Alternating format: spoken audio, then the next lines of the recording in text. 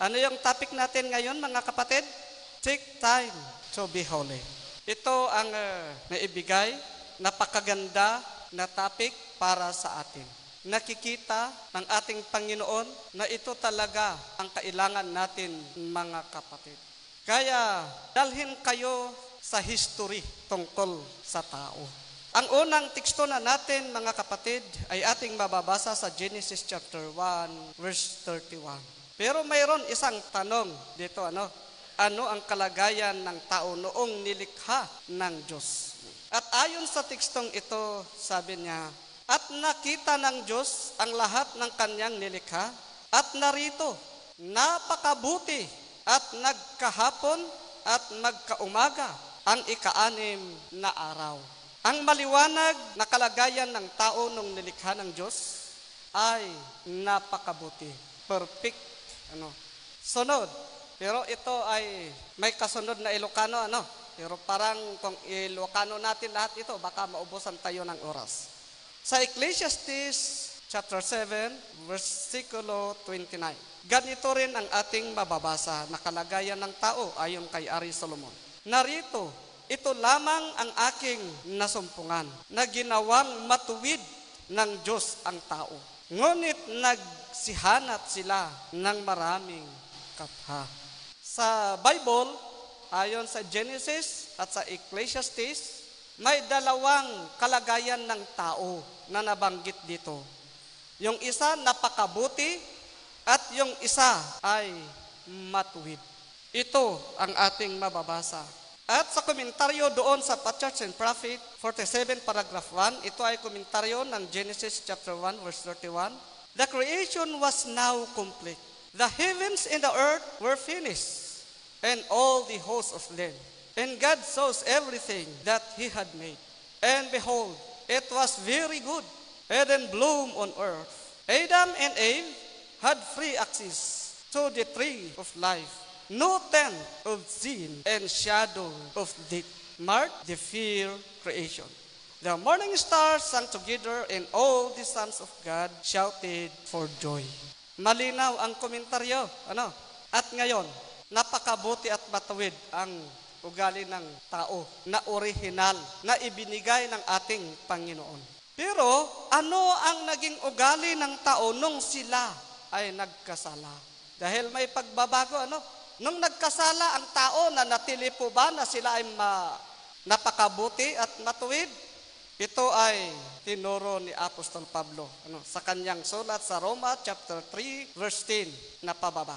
Sabi niya dito, gaya ng nasusulat, walang taong matuwid.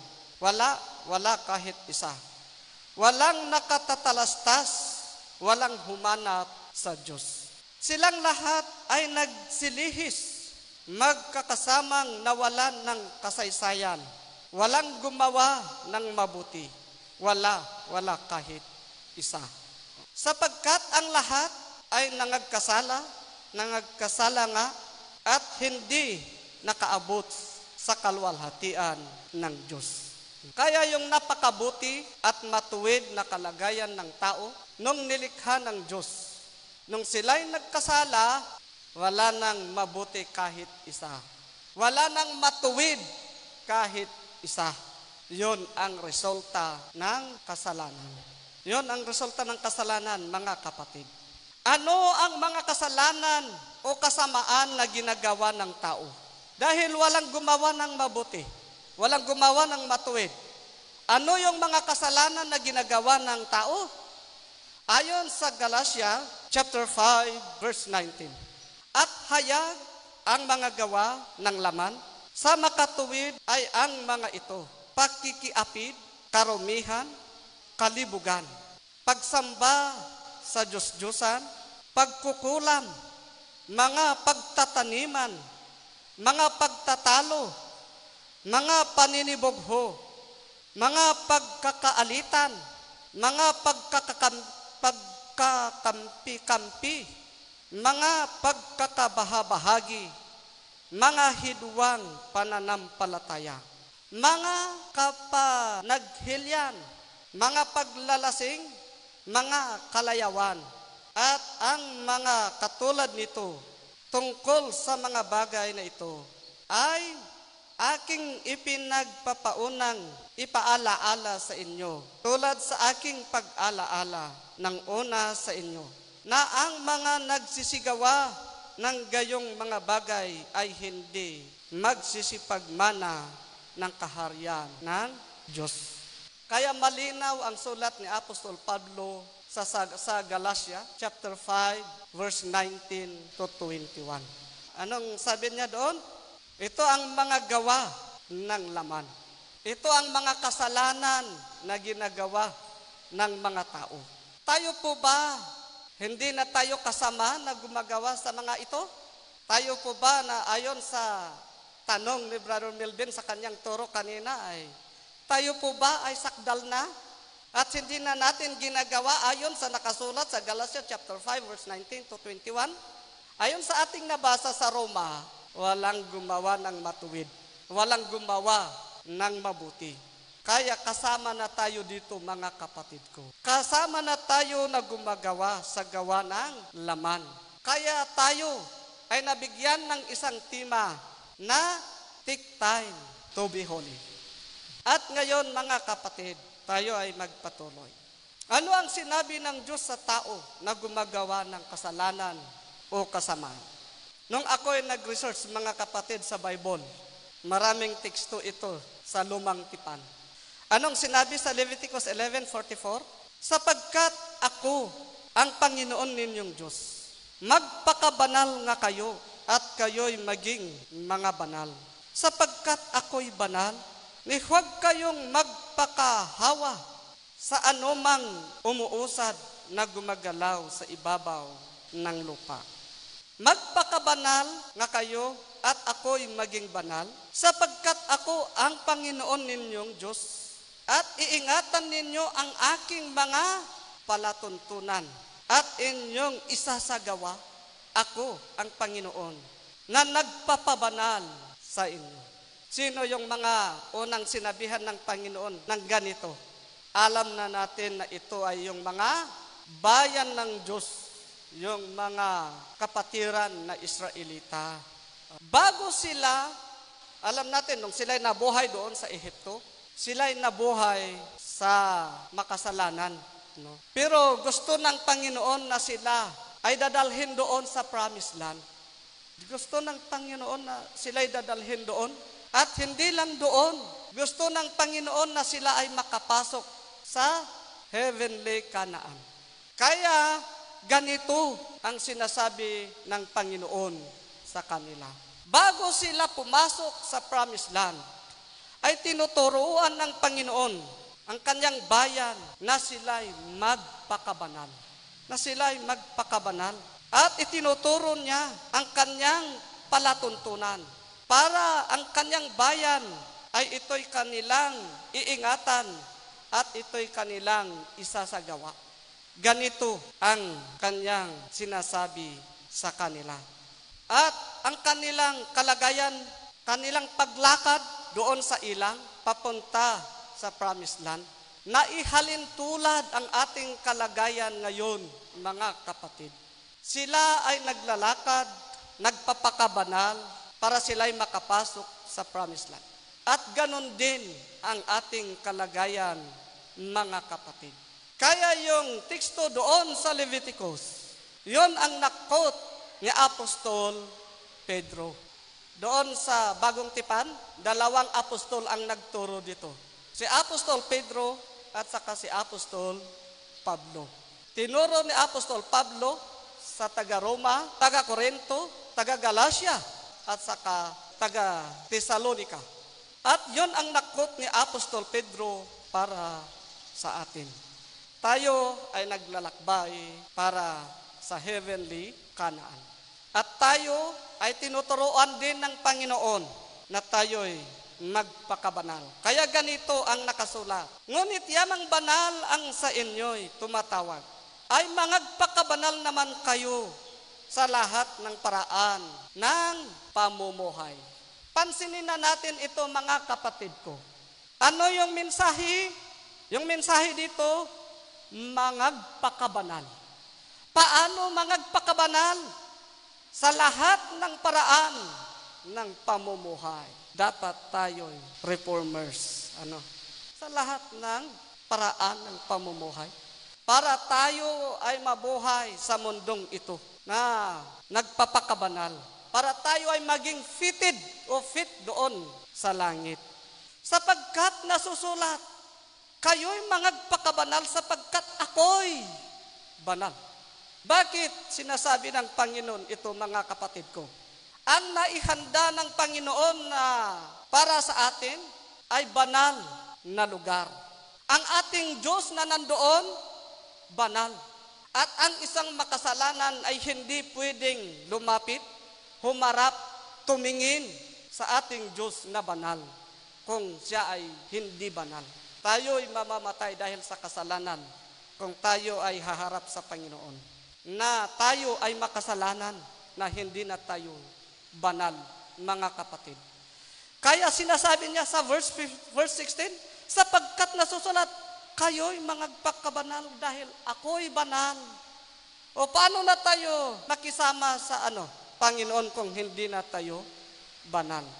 Kaya binigyan na tayo ng Panginoon ng panahon na tayo'y magpakabanal, mga kapatid ko. Ano ang ating gagawin para tayo ay magpakabanal? Ano ang dapat nating gagawin, mga kapatid? Ayon sa turo ni Apostol Pablo. Ayon, ito na nga ang sinasabi ko na nakursunadahan ko na tirada ni Brother Melvin kanina. Nabasa niya ito. Tumpakman yung kanyang paggamit. Ano ang dapat nating gagawin? Sa Romans chapter 12, verse 1 and 2. Kaya nga, mga kapatid, ipinamamanhik ko sa inyo, alang-alang sa mga kahabagan ng Diyos, na inyong iharap ang iyong mga katawan na isang haing buhay, banal, na kaaya-aya sa Diyos, na siya ninyong katampatang pagsamba. Anong sinasabi niya? Ating iharap ang ating mga katawan, ang ating buhay, na banal, na kaaya-aya sa Diyos. Paano natin iharap, mga kapatid ko? Medyo hindi malinaw kung bitin, Ituloy natin sa versikulo 2. At huwag kayong magsiayon sa sanglibutang ito, kundi mag-iba kayo sa pamamagitan ng pagbabago ng iyong pag-iisip, upang mapatunayan ninyo kung alin ang mabuti at kaaya-aya at lubos na kalooban ng Diyos. Anong sabi niya dito, mga kapatid? Huwag kayong magsiayon sa sanglibutang ito. Ito yung pinakaunang punto. Lalong-lalo na, mga kapatiran, mainit na ang issue sa mundong ito. Makasanlibutan yun, mga kapatid ko. Lalong-lalo na ngayon, panahon ng politika. Sana hindi na kayo ayon sa sanglibutan na makipopolitika pa. Sana wala na tayong manok-manok, wala na tayong idol-idol sa mundong ito. Makasanlibutan ang nakikita na natin, mainit na ang issue dito. Sana hindi na tayo maipiktuan, mga kapatid ko. Magbago na tayo, mga kapatid.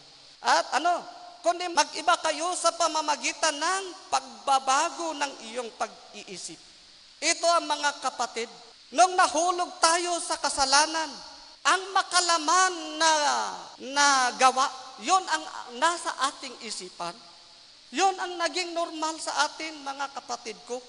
Makasanlibutan na isipan, yon ang naging normal na sa atin dahil tayo nahulog sa kasalanan. At yung sinasabi ni Pablo sa Galatia chapter 5, 19-21, yon ang totoo na ugali na natin. Kaya ngayon, dapat magbago na tayo ng pag-iisip. Dahil kung hindi natin babaguhin ang pag-iisip, makalaman pa rin ang nasa isip na natin, hindi na tayo pwedeng magpakabanal. Yung pinakauna dito, yung pagbabago ng pag-iisip. Sana, kung basahin na ninyo ang Colossians chapter 3, verse 1, naisipin na natin ang mga bagay na nasa langit. Na hindi na yung mga bagay dito sa sanglibutan ito. Ito ang una nating gagawin para sa ating pagpapakabanal. Babaguhin na natin itong makasanglibutang pag-iisip. At ano pa? Ayon sa sulat ni Apostol Pablo sa taga Colossians 3 verse 5 na pababa. Ito, tuloy-tuloy ito hanggang sa baba. Patayin nga ninyo ang inyong mga sangkap ng katawang nga sa ibabaw ng lupa. Pakikiapid, karumihan, masamang pita, masasamang nasa, at kasakiman, na iya'y pagsamba sa mga Diyos-Diyusan. Na dahil sa mga bagay na iyan, ay dumarating ang kagalitan ng Diyos sa mga anak ng pagsuway. Ano ang ating gawin? Nasabi niya dito, patayin natin. Mayroon pala tayong kapangyarihan na pumatay sa mga gawa na ito. Binigyan na tayo ng Panginoon na iwasan natin ang mga ito. Talikuran na natin, ihinto na natin ang gumawa. Anong sinasabi na? Pakikiapid para sa mga Ilocano. Gusto ko ring maunawaan ng mga Ilocano. Papatayan nyo nga ro, dagiti kamkamang nyo, nga addada itirabaw ti daga, nga isuda ti panaki kamalala, ti kinarugit dagiti derep, dagiti dakos at tarigagay, ken ti agom, isu a panagrukbab kadagiti di Diyos. Gapuna kadagitoy abanbanag umay ti pungtot ti Diyos. Kadagiti anak ti kinasukyer. Malinaw mga kapatid ko, dapat ito ang gagawin na natin kung gusto na natin na tayo'y magpakabanal. Ano pa?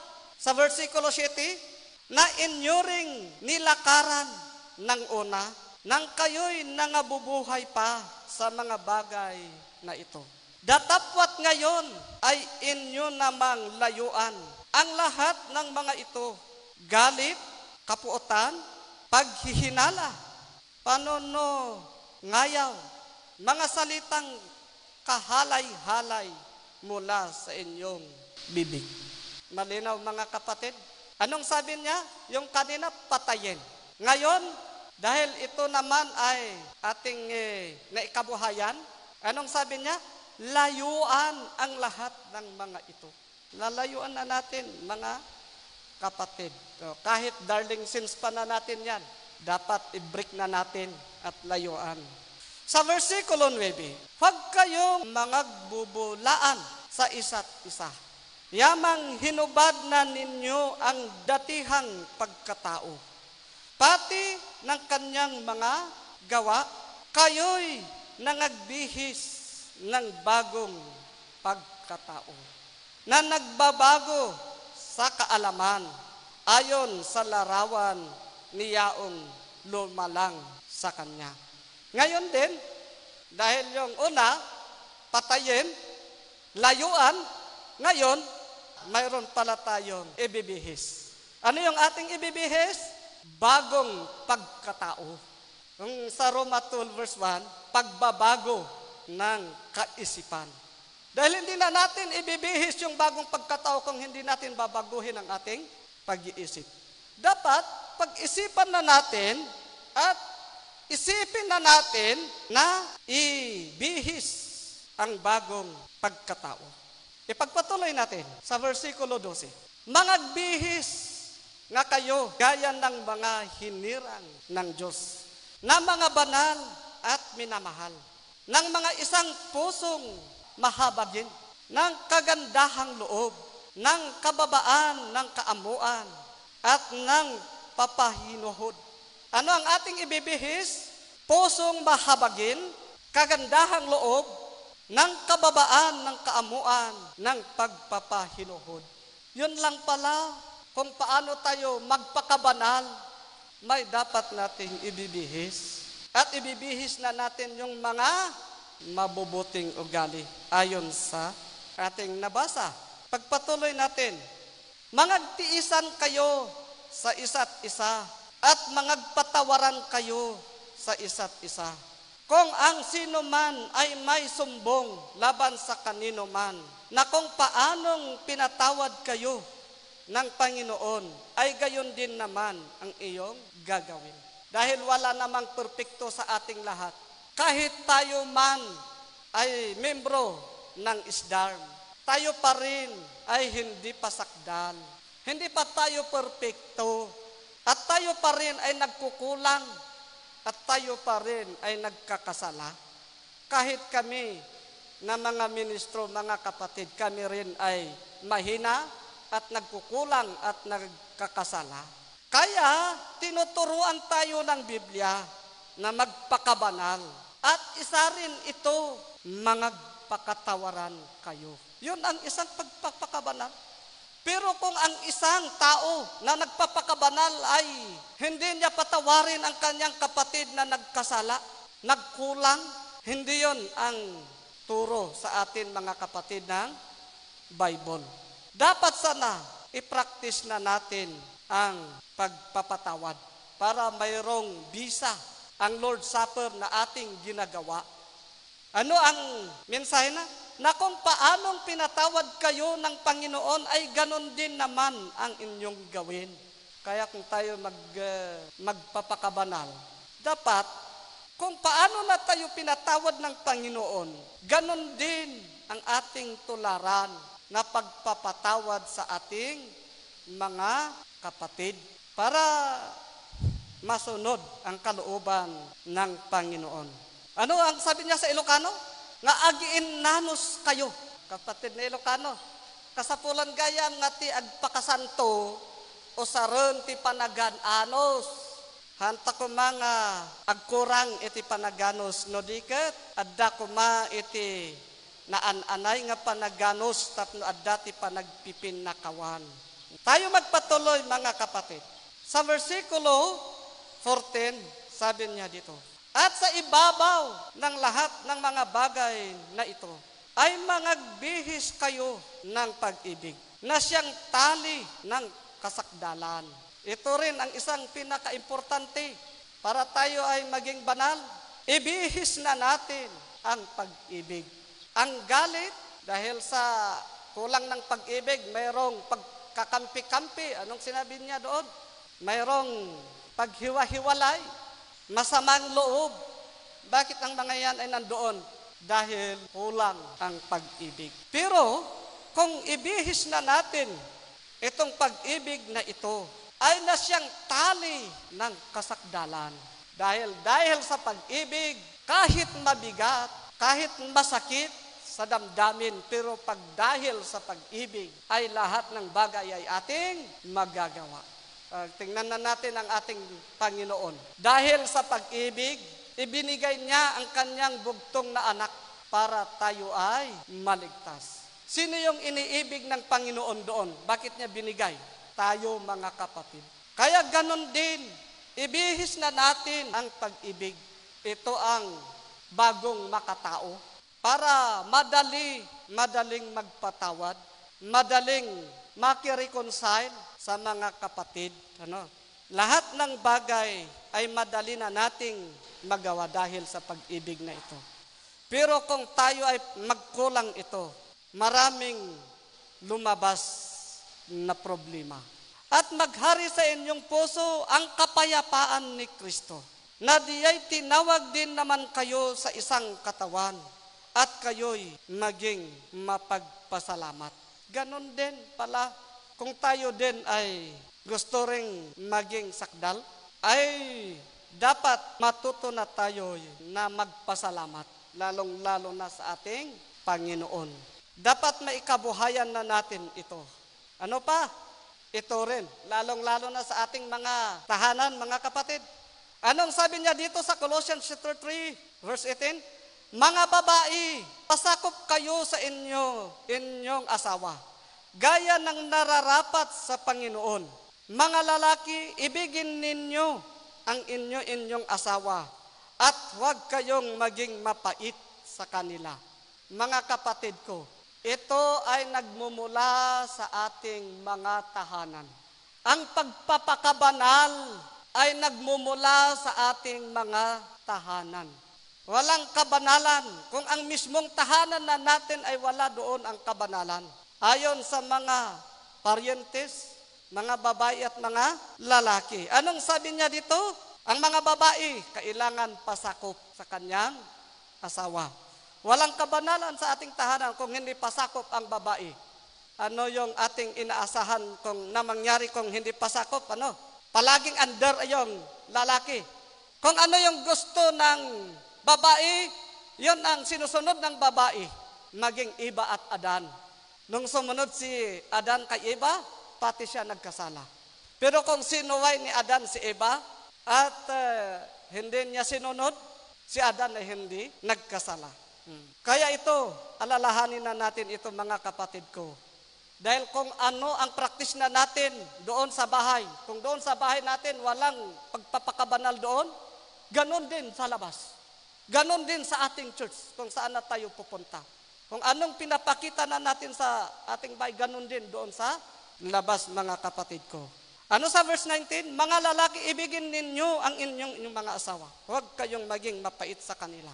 Sana hindi rin tayo magkulang dito mga kapatid. Yung mga kasama kong lalaki, dapat tayo'y maging mapagmalalaki. Ano? Dapat hindi rin tayo magkulang. Dahil ito ang isang susi ng pagpapakabanal sa ating tahanan. Mga babae, mga anak. Ito rin, mga anak. Mga anak, magsitalima kayo sa inyong magulang sa lahat ng mga bagay sapagkat ito'y totoong nakalulugod sa Panginoon. Mga ama, huwag ninyong ipamungkahi sa galit ang iyong mga anak upang huwag maghina ang loob nila. Kaya lalo na yung mga anak, ang ating tinatayuan mula sa tahanan, puro pagre-reforma.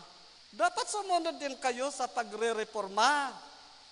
Health reform, Sabbath reform, character reform, at saka dress reform.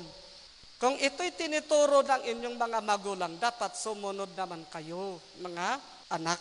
Dahil ito'y totoong nakalulugod sa Panginoon. At ganon din sa mga ama, huwag ninyong ipamunghay sa galit ng iyong mga anak. Kaya kung minsan, naobserbahan ko, kung hindi galit sermon, ay kung hindi pumasa, hindi uunahin yung galit. Dahil hindi yun ang isang teknik. Dahil sabi ng iba, ayon sa proverbio, kailangan papaluin ang mga bata. Kung hindi mo paluin yung mga bata, wala kang pag-ibig sa kanila. Pero mga kapatid, unahin yung ating pag-ibig. Ang solusyon ng lahat ay pag-ibig, hindi galit. Alam niyo yung mensahe na nangyari doon sa Marawi? Ang sabi ng marami na nabasa ko, ang pag-ibig ang maglutas sa problema, hindi galit. Kaya ganun din mga kapatid ko, mga ama, ibigin na natin ang ating mga anak.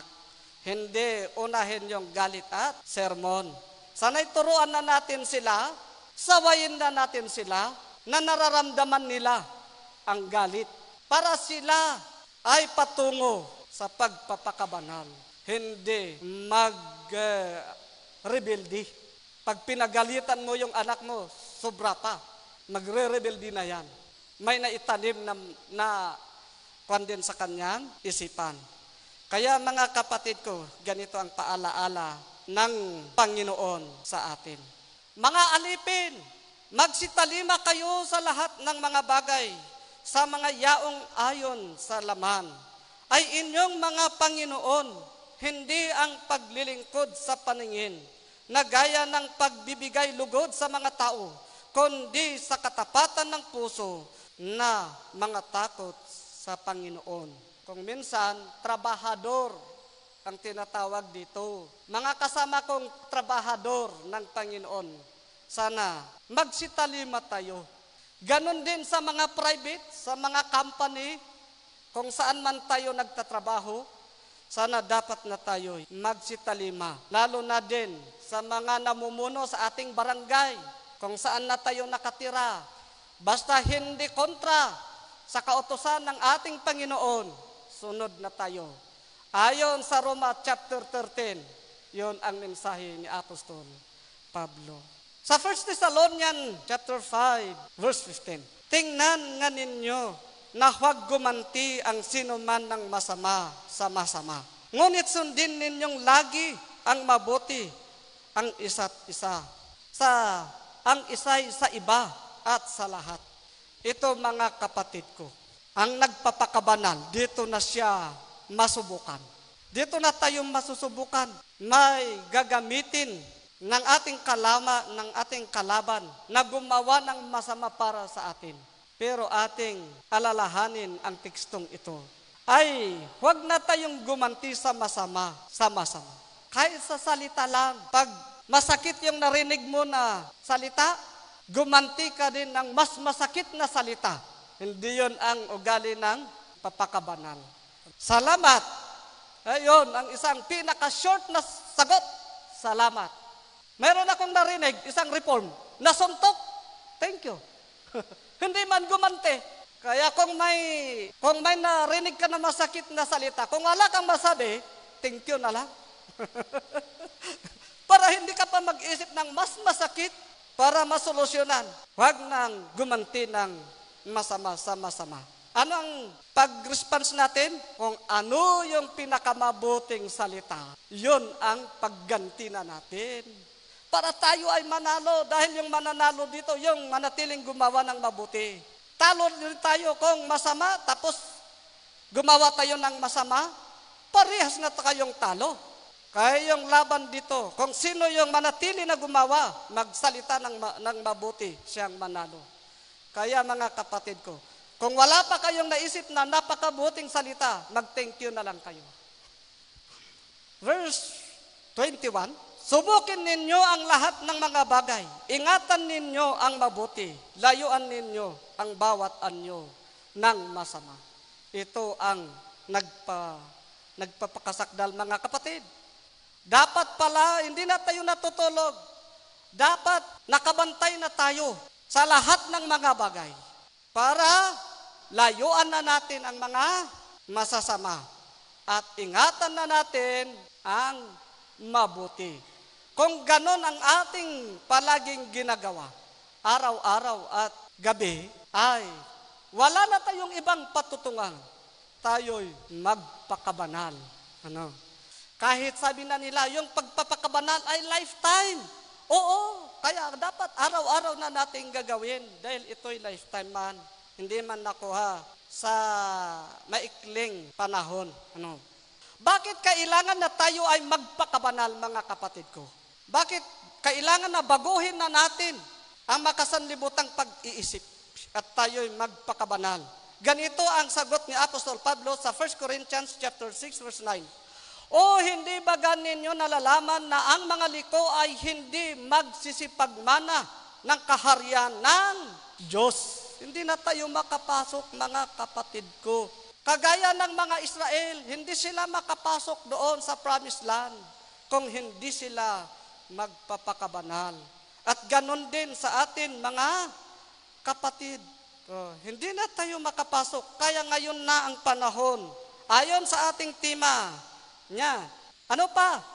Sa verse 10, ni ang mga magnanakaw, ni ang mga masasakim, ni ang mga naglalasing, ni ang mga mapagtungayaw, ni ang mga manglulupig, ay hindi mga mamana ng kaharian ng Diyos. Kaya yon ang dahilan, mga kapatid ko, na tayo ay magpakabanal para tayo ay makapasok. Okay. Mayroon po ba tayong panahon na magpakabanal sa pagdating ni Jesus? Ayon sa ating mababasa, ang liko ay magpakaliko pa. At ang marumi ay magpakarumi pa. At ang matuwid ay magpakamatuwid pa. At ang banal ay magpakabanal pa. Wala nang panahon na tayo ay magpakabanal pag dumating si Jesus. Kung ano ang ating gawa, pag dumating si Jesus, yan na.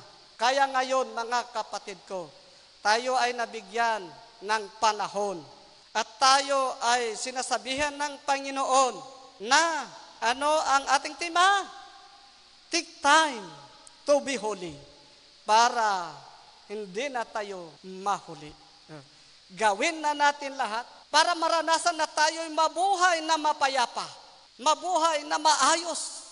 At maramdaman na natin ang mabuting pamumuhay. At dito na ako magtapos, mga kapatid ko. Mayroon pang isang pang-closing na teksto. Sa 1 Thessalonians chapter 5, verse 23, pakabanalin kayong lubos ng Diyos din ng kapayapaan, at ang inyong espiritu at kaluluwa at katawan ay ingatang buo na walang kapintasan sa pagparito ng ating Panginoong Hesus Kristo. Salamat sa inyong lahat.